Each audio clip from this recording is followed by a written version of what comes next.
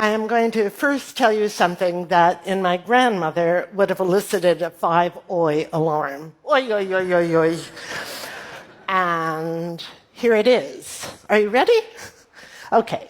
I have stage 4 lung cancer. Oh, I know, poor me. I don't feel that way. I'm so okay with it. I simply just don't understand the mindset of people who are out to defeat death and overcome death. How do you do that? How do you defeat death without killing off life? It doesn't make sense to me.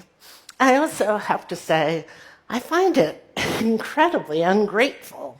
It's disrespectful to nature.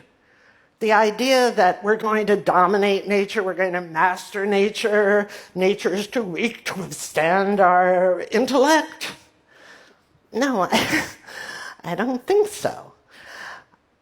I am incredibly grateful for life, but I don't want to be immortal. I have no interest in having my name live on after me. In fact, I don't want it to. I love being in sync with the cyclical rhythms of the universe. That's what's so extraordinary about life. It's a cycle of generation, degeneration, regeneration.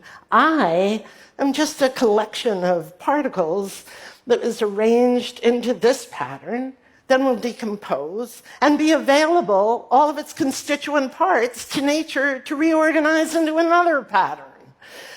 To me, that is so exciting, and it makes me even more grateful to be part of that process.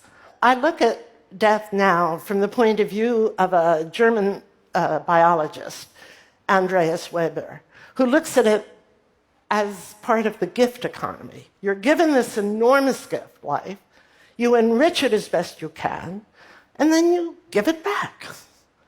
And you know, Auntie Mame said, life is a banquet. Well, I've eaten my fill. I have had an enormous appetite for life. I've consumed life, but in death, I'm going to be consumed. I'm going into the ground just the way I am. And there I invite every microbe and a treatiser and a composer to have their fill. I think they'll find me delicious. So the best thing about my attitude, I think, is that it's real. It's not, you can see it, you can observe it, it actually happens. It's not, well, maybe not my enriching the gift, I don't know about that, but my life has certainly been enriched by other people. And I'm so grateful to you. I don't want to say the audience, because I don't really see it as we're two separate things. I think of it in terms of quantum physics again. And, you know, quantum physicists are not exactly sure what happens when the wave becomes a particle. There are different theories, the collapse of the wave function, decoherent, but they're all agreed on one thing, that reality comes into being through an interaction. So do you.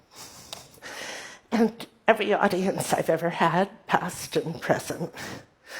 Thank you so much for making my life real. Thank you. Thank you. Thank you. Thank you.